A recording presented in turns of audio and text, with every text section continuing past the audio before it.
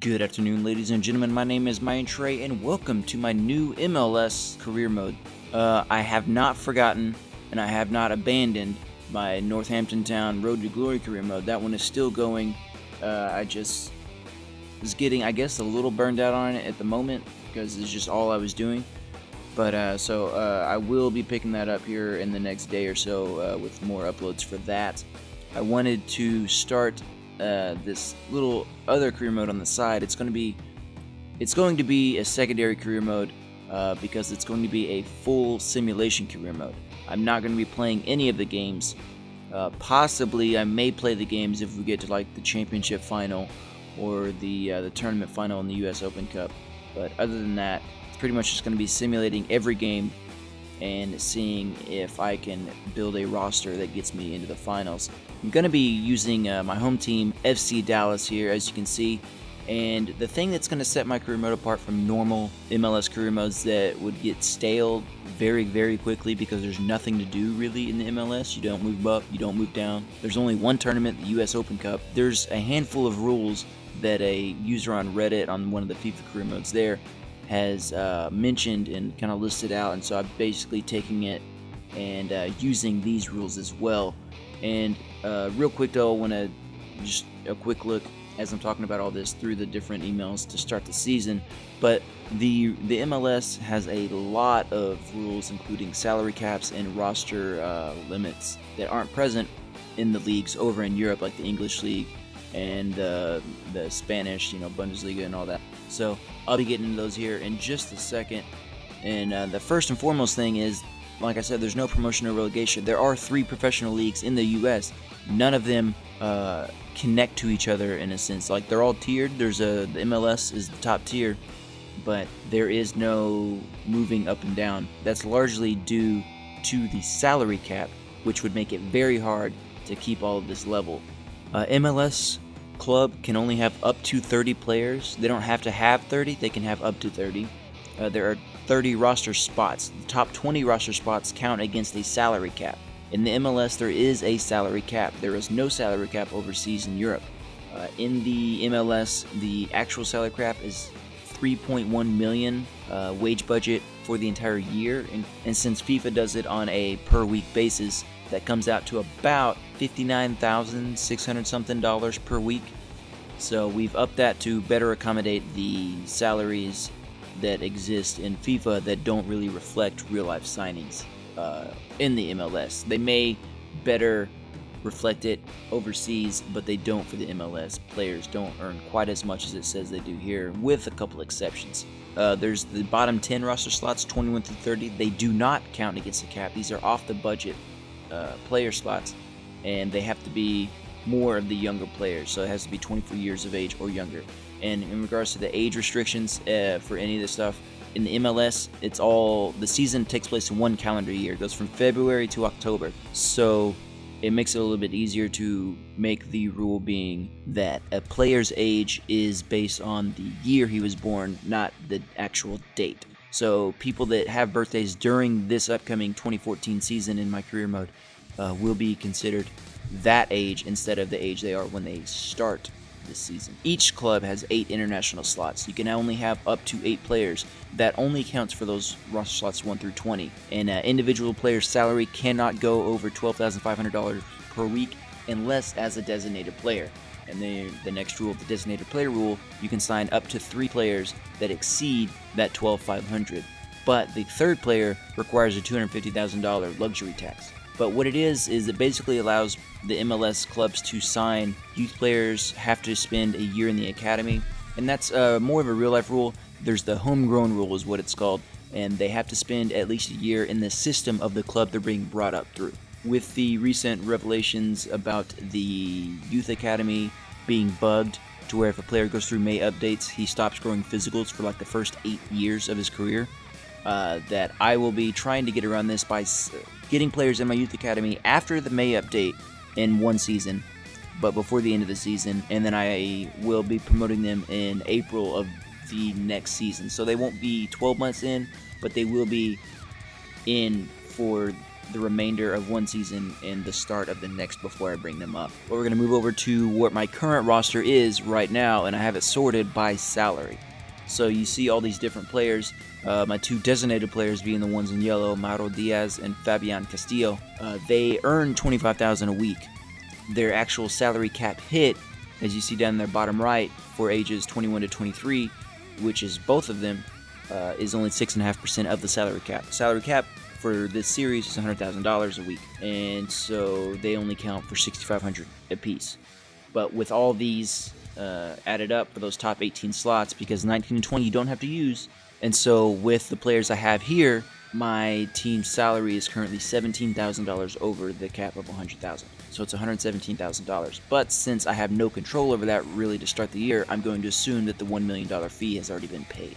And then there's a quick reminder for how many international slots I have, which I'm using all 8 of them with Mauro Diaz, Fabian Castillo, Michel Blas Perez, David Teixeira, Victor Ulloa, Atiba Harris, Javon Watson. Those are my 8 international players. And I do have Jesse Gonzalez down there in the reserves, and they're slot 27, but they don't count as international players because they're off the budget. But let's go ahead and get started on this before this video gets too long. So we're going to take a quick look at my 3 scouts. I've got 1 from each of the North American countries, 1 U.S. scout, 1 Mexican scout, and 1 Canadian scout.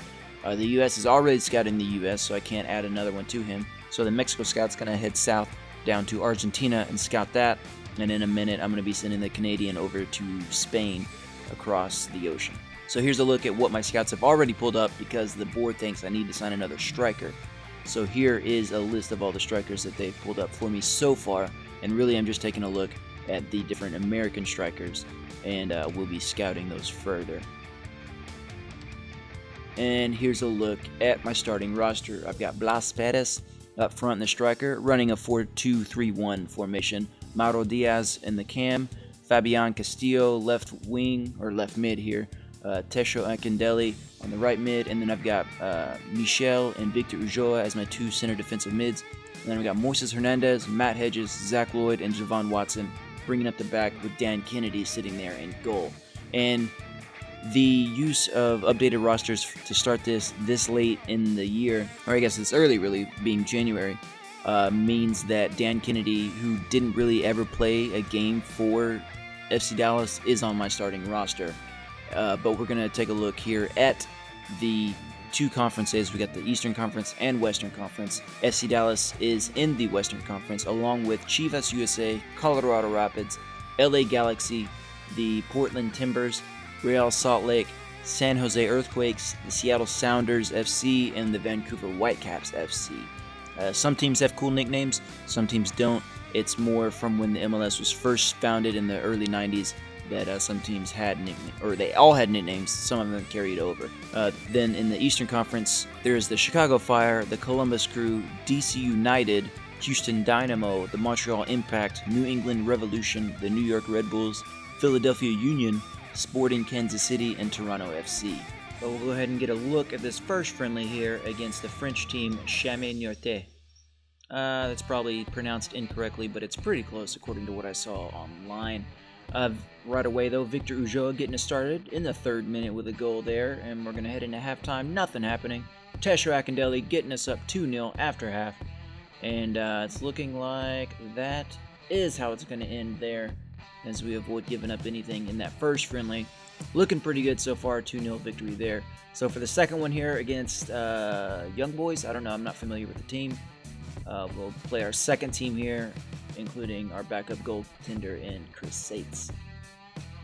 23rd minute, they get a goal to go up 1-0. Right after halftime, another goal, 2-0. It's pretty much the reverse of what happened in the previous friendly, and that's how that one's going to end. So 2 straight friendlies ending about the same way for the home team in both of them.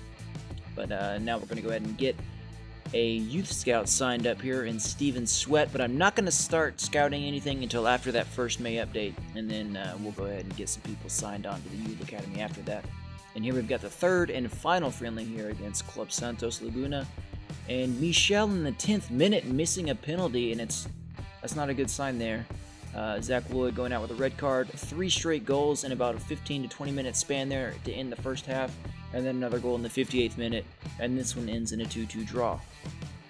So pretty decent to start with here, but we do see there Kellen Acosta is going out for 7 weeks with an injury to his legs there. And here's a quick look at how the squad is shaping up playing wise after those 3 friendlies, and it's looking like it's pretty much predictable.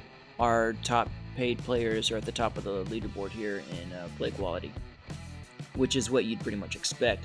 But now we've got our first test of the season in the season opener home game against the Montreal Impact. And very early on in this one, not a whole lot happening, but in the 25th minute, we do fall behind 1-0. Right after halftime, or no, right before halftime, we get a goal, and a second right after halftime, but they equalize just minutes later. And this one's going to end 2-2 as well. So our team's looking about mediocre right now. We've got a win, a loss, and 2 draws if you count all the friendlies. Let's hope we can increase our play quality here in this game against Chivas USA. Mauro Diaz, my cam, doing what he can, but Michel missing another penalty, so I'm probably going to end up taking him off. But they tie it up right before halftime. We take the lead right after, and they tie it up again in the 60th minute, and this one ends in a 2-2 draw as well. So very average, run-of-the-mill play quality here. We're not getting those wins that we definitely need to get if we're going to make it and achieve what the board expects us to. But we've got the next match here against Sporting Kansas City, so I'm going to make a quick look at the roster, make the changes I need to, and go ahead and get this away game started here. And right away, 12th minute, Zusi for Sporting KC gets him on the board. They get another one in the 42nd minute, and it's just downhill from there after that, as we do fall 4-1 in this one with a couple of late goals for each side. And we do get that double yellow red card for Brian Harris there, and it's not too worrying in a sense because he was the backup striker and I just needed to rest him all for the second. But we definitely need to improve, as this article is telling me here.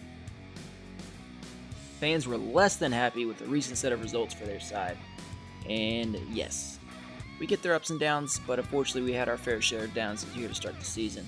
A couple of draws, and we got a loss there, so only 2 points on 3 games, and we are going to have to hopefully do a lot better than that. Unfortunately, since I'm doing a full simulation career mode here, I can't really control it other than putting the right lineup out there, so I'll try to do my best to find what works and what doesn't.